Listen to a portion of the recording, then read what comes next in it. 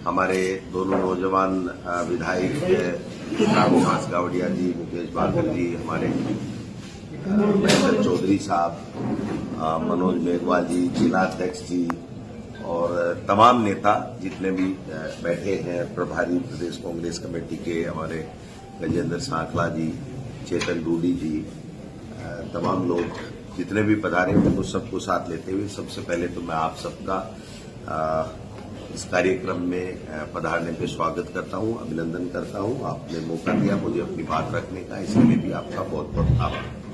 ये जो कार्यक्रम है, हमारे नेता राहुल गांधी जी जो भारत जोड़ो न्याय यात्रा निकाल रहे हैं, उसी के क्रम में हम प्रदेश में उन्हीं 5 मुद्दों को लेकर के, जिसमें युवा, महिला, रोजगार, भागीदारी, ये जो 5 मुद्दे हैं उन्हीं को लेकर के हम प्रत्येक लोकसभा क्षेत्र में जा रहे हैं। हमने 1 तारीख से इसको बीकानेर से शुरू किया था। बीकानेर के बाद में हमने बाड़मेर लोकसभा क्षेत्र लिया, बाड़मेर के बाद में हमने आपके यहाँ लिया है। इसके बाद में हम चूरू, झुंझुनू, सीकर, जयपुर ग्रामीण, इन सभी कार्यक्रमों में जो उत्साह कार्यकर्ताओं का जो बढ़ चढ़ के बोल रहा है और जिस प्रकार से राजस्थान में एक माहौल वापस बदला है, लोगों को ये महसूस हो रहा है कि भाई ये क्या हो गया। हमने किनको वोट दे दिए? हमने तो कांग्रेस की सरकार बनाने के लिए वोट दिए थे, लेकिन कांग्रेस की सरकार नहीं बनी, क्योंकि कांग्रेस की सरकार ने जो योजनाएं 5 साल में चलाई थी वो बहुत अच्छी योजनाएं थी, चाहे वो स्वास्थ्य के क्षेत्र में हो, चाहे सोशल सिक्योरिटी के क्षेत्र में हो, चाहे एजुकेशन के क्षेत्र में हो, चाहे किसानों के लिए ऋण माफी की बात हो, सब चीजें अच्छी की थी। लेकिन किन्हीं कारणों से हम लोग नहीं आ पाए। उसमें एक प्रमुख कारण जो रहा कि देश के प्रधानमंत्री जो देश के लिए काम करने के लिए उनको समय मिला और 10 साल के लगभग हो गए, लेकिन वो केवल किसी भी स्टेट में चुनाव आते हैं तो वो स्वयं वहां के मुख्यमंत्री के दावेदार बताए जा करके या बन करके और भाषण देते हैं। अनर्गल जो भी कोई तथ्यहीन बातें होती हैं वो भी अपने अभिभाषण में कहते हैं। और जो तानाशाही का जो रवैया चल रहा है आज की तारीख में देश में, संवैधानिक संस्थाओं की मर्यादा को तार-तार किया जा रहा है, उनका दुरुपयोग किया जा रहा है। तो ऐसे में राहुल गांधी जी के जो मुद्दे हैं वो प्रासंगिक हो रहे हैं और लोग ये कह रहे हैं कि हम राजस्थान में जो लोकसभा चुनाव आने वाले हैं उसमें हम कांग्रेस को भारी बहुमत देकर के यहाँ से लोकसभा, क्योंकि देखिए जो 10 मुद्दे लगभग मोदी जी ने 2014 में बताए थे, महंगाई कम करने की बात की थी, रोजगार की बात की थी, किसान की आमदनी दोगुनी करने की बात की थी, विदेश नीति ठीक करने की बात की थी, अपनी आर्थिक नीति ठीक करने की बात की थी। आज भूटान के बराबर हमारे रुपए की कीमत हो गई है और हम पाकिस्तान और श्रीलंका की तरफ जा रहे हैं, जबकि जो हमारे देश के शहीदों ने, महापुरुषों ने, स्वतंत्रता सेनानियों, इस देश को आजाद कराने के बाद में महान नेताओं ने त्याग, तपस्या और बलिदान से इस देश को सींचा और स्वर्णिम भारत बनाया है, उसमें आज ये स्थिति पैदा होगी कि केवल धर्म के आधार पर झगड़े कराए जा रहे हैं। अब आप बताइए कि महंगाई मुद्दा नहीं है इनके लिए रोजगार मुद्दा नहीं है, इनके लिए सोशल सिक्योरिटी मिले वो मुद्दा नहीं है, इनके लिए किसान का नेशनलाइज बैंकों का ऋण माफ हो वो मुद्दा नहीं है। इनके लिए मुद्दा है कि धर्म के आधार पर प्रभु श्री राम की बातें करो, जय श्री राम बोलो। तो भाई जय श्री राम आप साथ में लेके थोड़ी आए हो। जब से ये सृष्टि की रचना हुई और मर्यादा पुरुषोत्तम राम प्रभु श्री राम को सब मानते हैं और हर धर्म के लोगों में इज्जत है, हर धर्म के लोग उनकी मर्यादा का उदाहरण दे करके और गौरवान्वित महसूस होते हैं। लेकिन इन्होंने केवल चुनावी एजेंडा बना लिया है। आप देख सकते हो कि 5 साल में जितने विकास राजस्थान में हमारी सरकार के समय हुए, उतने विकास के काम पिछले 50 सालों में कभी भी 5 साल 10 साल में भी नहीं हुए। आज 2 महीने से ये सरकार है। आप बताओ मुख्यमंत्री बनाने में कितने दिन लगे और मुख्यमंत्री को ऐसे बनाया गया कि जैसे वो पिक्चर है अली बाबा 40 जोर खुल जा सिम सिम, और पर्दा खुल जाता है, बोलते हैं पिक्चर सी, पर्ची आई, मुख्यमंत्री जी को पकड़ाई, मुख्यमंत्री जी ने देखा, राजनाथ सिंह जी की तरफ देखा, समझ में नहीं आया मैं बोलूं क्या बोलूं। सामने जिन लोगों को मुख्यमंत्री का चयन करना है उनका रिएक्शन देखिए, उनका भाव देखिए, एक भी आदमी ने ताली नहीं बजाई। फिर राजनाथ सिंह जी को कहना पड़ा कि क्या और कोई नाम है क्या आपके पास में? तो आप समझिए, फिर भी चलिए, उनकी मर्जी है, जिसको बनाए। फिर मंत्री बनाने में भी स्थित, मंत्रियों के विभाग बांटने में भी स्थित, उनके ऐसे अभी भी नहीं लगे हैं। 100 दिन की कार्य योजना बनाने में 50 दिन तो हो गए, 100 दिन की कार्य योजना 7 दिन में 3 दिन चौथे दिन मिलती है। एक कैबिनेट की मीटिंग हुई है, उसमें मोदी जी को धन्यवाद, इसके अलावा कोई एजेंडा नहीं है, इनका कोई विजन नहीं है। महामहिम राज्यपाल से जो बातें कहलवाई हैं वो सारी की सारी बातें जो हमारे 5 साल के अभिभाषण में जो अच्छी बताई गई उनको सबको बुरा बता दिया गया, और एक जो देश के इतिहास में किसी स्टेट में नहीं हुआ होगा वो इन्होंने करके दिखा दिया कि महामहिम राज्यपाल अपने अभिभाषण में स्वयं लिख रहे हैं कि दिनांक इतने को राज्यपाल के अभिभाषण में गलत बात लिखी गई है। 100 दिन की कार्य योजना बनाने में 50 दिन तो हो गए, 100 दिन की कार्य योजना 7 दिन में 3 दिन चौथे दिन मिलती है।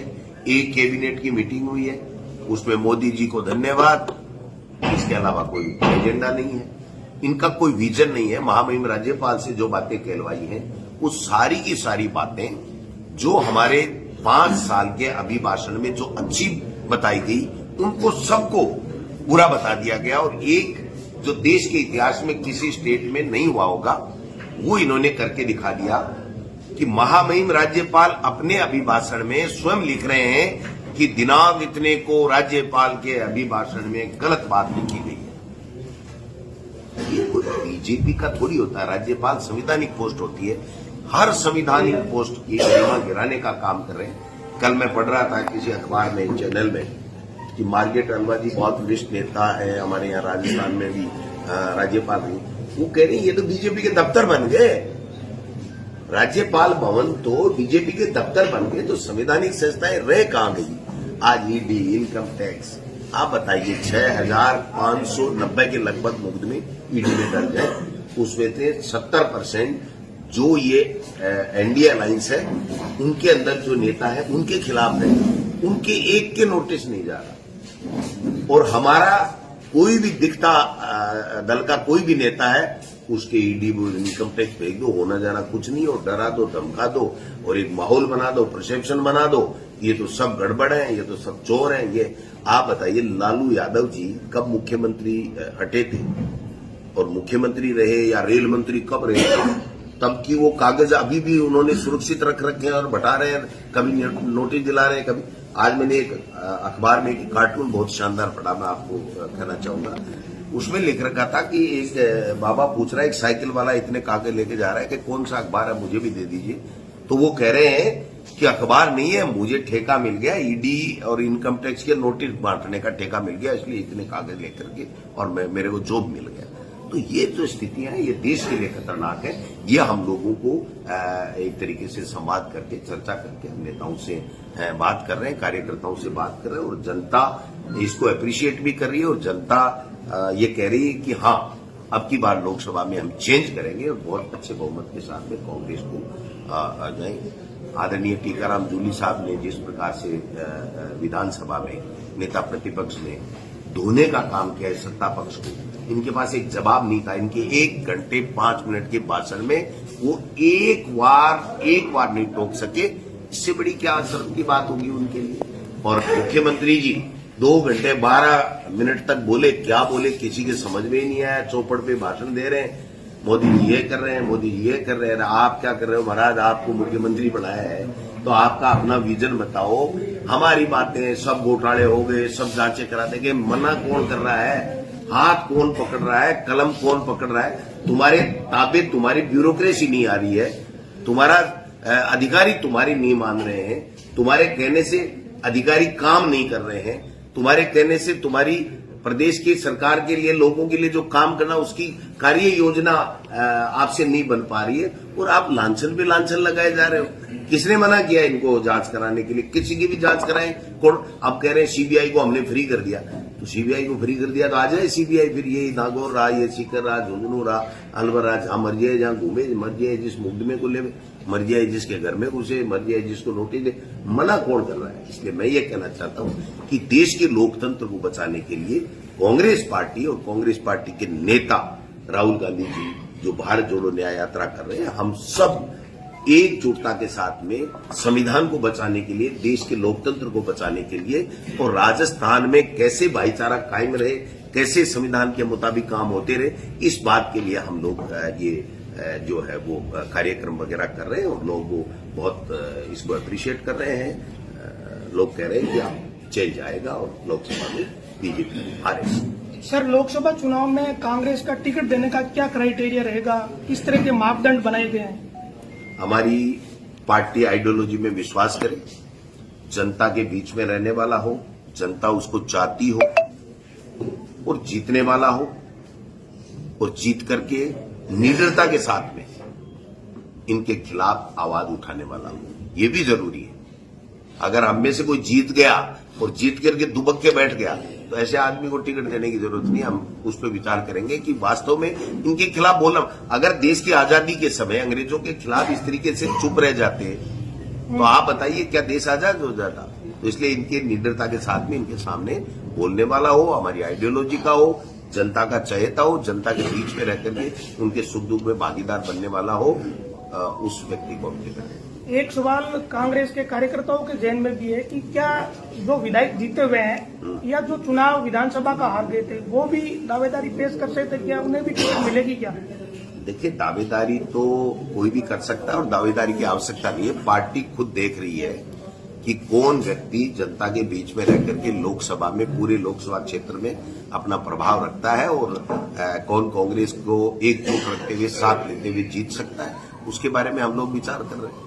एक सर, जो आपने इंडिया बनाई है उसके कुछ दल अलग चुनाव लड़ने की बात कर रहे हैं, कुछ छोड़ के वापस भाजपा में चले गए, तो क्या बात नहीं कर रहे हैं, उनसे बात करवाई जा रही है, उनको डराया जा रहा है, उनको धमकाया जा रहा है। अब जो साथ रहेगा, राहुल गांधी तो अकेला चल रहा है, पूरा देश जुड़ गया, तो कौन रहेगा कौन नहीं रहेगा ये विषय नहीं है। ये विषय ये है कि जो समान विचारधारा के लोग हैं, जो इस तानाशाही सरकार को उखाड़ना चाहते हैं, आज लोकतंत्र जो खतरे में है उससे जो निजात देश को दिलाना चाहते हैं, लोकतंत्र को वापस मजबूत करना चाहते हैं, वो सारे के सारे दल हमारे इंडिया अलायंस में रहें और हम लोग एकजुटता के साथ में चुनाव लड़ेंगे और हम जीतेंगे। सर, नागौर वो जिला रहा है जहां पिछली बार बीजेपी को भी गठबंधन करना पड़ा, तो इस बार कांग्रेस भी कोई ऐसा विचार कर रही है या कांग्रेस अपने स्तर पर ही चुनाव लड़ेगी? किससे करें गठबंधन, आप बताओ? आपके कार्यकर्ता ने अभी आपके आने से पहले एक बात कही है। एक सर, जो आपने इंडिया बनाई है उसके कुछ दल अलग चुनाव लड़ने की बात कर रहे हैं, कुछ छोड़ के वापस भाजपा में चले गए, तो क्या बात नहीं कर रहे हैं, उनसे बात करवाई जा रही है, उनको डराया जा रहा है, उनको धमकाया जा रहा है। अब जो साथ रहेगा, राहुल गांधी तो अकेला चल रहा है, पूरा देश जुड़ गया, तो कौन रहेगा कौन नहीं रहेगा ये विषय नहीं है। ये विषय ये है कि जो समान विचारधारा के लोग हैं, जो इस तानाशाही सरकार को उखाड़ना चाहते हैं, आज लोकतंत्र जो खतरे में है उससे जो निजात देश को दिलाना चाहते हैं, लोकतंत्र को वापस मजबूत करना चाहते हैं, वो सारे के सारे दल हमारे इंडिया अलायंस में रहें और हम लोग एकजुटता के साथ में चुनाव लड़ेंगे और हम जीतेंगे। सर, नागौर वो जिला रहा है जहां पिछली बार बीजेपी को भी गठबंधन करना पड़ा, तो इस बार कांग्रेस भी कोई ऐसा विचार कर रही है या कांग्रेस अपने स्तर पर ही चुनाव लड़ेगी? किससे करें गठबंधन, आप बताओ? आपके कार्यकर्ता ने अभी आपके आने से पहले एक बात कही है, आपकी पदाधिकारी ने अभी मंच से कहा है कि भाई जिस पार्टी से पिछली बार भाजपा ने गठबंधन किया उससे कांग्रेस इस बार गठबंधन करे। उनका सीधा कार्यकर्ता कह रहा है तो उसका प्रवक्ता मैं नहीं हूं, मैं प्रदेश नहीं। हमारा सवाल आपका जो सवाल है मैं समझ गया, उसका जवाब मैं अच्छी तरीके से दूंगा। पहली बात, अलायंस कौन किससे करेगा, ये 5 आदमियों की कमेटी हमारी पार्टी ने, आलाकमान ने बना रखी है, वो फैसला करेंगे। हम प्रदेश लेवल पे हमसे कोई राय पूछेंगे तो हम हमारी 3, 4, 5 जो भी नेता है सब लोग राय देंगे। एक बात। दूसरी बात, जो इंडिया अलायंस में लोग हैं उन्हीं से तो करेंगे, हम बीजेपी वालों से या कोई दूसरे से कैसे करेंगे? जब इंडिया अलायंस में कोई व्यक्ति होगा, वो कहेगा मैं इंडिया अलायंस में रहना चाहता हूं, उसके बाद में ही तो पार्टी हाईकमान जो कमेटी बनी हुई है वो विचार करेगी। तो काल्पनिक सवाल का जवाब नहीं होता है। सर पीछे आपने देखा होगा कि जो पिछला लोकसभा चुनाव हुआ 2500 सीटें मतलब भाजपा ने जीत ली, तो कांग्रेस ऐसा क्या कर रही है कि मतलब इस बार सीटें निकाल लें? आपकी मदद मांग रही है ना, तो आप पत्रकार भी मदद करो, आम वोटर भी हो, आप सब मदद करो, प्रजातंत्र को बचाओ, संवैधानिक संस्थाओं का दुरुपयोग कर रहे हैं। आप खुद देख रहे हो किस तरीके से क्या हो रहा है, ये आप बताइए। आप खुद आकलन कर लीजिए और उसके बाद में मुझे बता दीजिए कि क्या है। तो ये जो तमाशा चल रहा है इस देश में, इस तमाशे को लोग भलीभांति जान रहे हैं। और जो खतरा चुनाव नहीं होंगे ये भी खतरा मंडरा रहा है, ये भी चर्चाएं चल पड़ी हैं। आप बताइए, देश में ऐसा कानून, दुनिया में ऐसा कानून बता दीजिए कि कानून बन गया, राष्ट्रपति के साइन हो गए कि आज दिनांक से लागू हो गया और वो कानून लागू ही नहीं हुआ। ऐसा कोई है? वो है महिला आरक्षण बिल इनका, जिसका अता पता नहीं कितने तारीख को ये प्रभावशाली होगा। हम जनगणना कराएंगे, फिर हम परिसीमन कराएंगे, फिर हम महिला आरक्षण की सीटों का फैसला करेंगे, फिर ये करेंगे। ये कुछ भी नहीं करेंगे। ये सारी के सारी एक दूसरी तरफ एक चुनाव, एक देश की राग अल्पा करके और पूर्व राष्ट्रपति की अध्यक्षता में मीटिंग, वो कमेटी बना दी। ये सब गोलमाल कर करा के और ये कहेंगे साहब कोई चुनाव की जरूरत नहीं है, यहाँ तो सारे के सारे मोदी जी के आदमी है, सब बंद करो ये दुकान और ये प्रजातंत्र बहुत अच्छा देश प्रगति कर रहा है। आप बताइए जीडीपी कितनी गिर गई, भूखमरी कितनी बढ़ गई, किसान की माली हालत क्या माली हालत हो गई, उस पर कोई चर्चा नहीं करना। 500 साल से हम प्रभु श्री राम को ले आए, 500 साल से गए कहां थे? तो हमारे तो घटघट में कहां चले गए थे जो ये ले आए? और इनमें से कोई बीजेपी वाले गए? मुख्यमंत्री हमारे भजन लाल जी तो खाटू श्याम जी और सालासर जी, जो मैं जहां से रहता हूं विधायक बन करके आता हूं, ये मनोज जी विधायक बने, वहां बैठे हाथ जोड़ रहे थे, महाराज मेरे को भी। क्या बात है, आप दूसरों को दोषारोपण कर रहे हो, खुद का अता पता नहीं है। तो ये केवल चुनावी स्टंट है इनका, इसके अलावा कुछ नहीं। आपने कहा था सर के मतलब ईडी की ये कार्रवाई हो रही है, तो आप मतलब ये कांग्रेस कहीं ना कहीं कमजोर नजर आ रही है, इनके खिलाफ हाँ, ये कमजोर है। देखो ना, प्रदर्शन कहाँ हो रहा है इनके खिलाफ? आप कह रहे हो ना कि ऐसे कार्रवाई हो रही है, तो कांग्रेस धरातल पर कहाँ है? इनके खिलाफ कहाँ मुकर हो रही है? धरातल पे है। 39% वोट ऐसे ही थोड़ी आगे मेरे भाई, जनता ने दिए तभी तो आगे, कांग्रेस के नेताओं ने मेहनत की तभी आगे। ये तो छोटी मोटी मान लो कोई कमी बत्ती रहेगी जिसकी वजह से ये लोग बाग आगे, वरना कोई राजस्थान की जनता ने इनको सरकार लाने के लिए वोट नहीं दिए। अब ठीक है, हो गया। सर लोकसभा में पैनल कितने जनों का भेजा जाएगा? तो जैसे विधानसभा में वो हमारा इंटरनल मामला, बता देंगे जब भी कोई बात। एक साथ लाडली वारेट आया, फिर बाद में की चेंजेस हुए, नींव रख कर गया और मुदेशुआ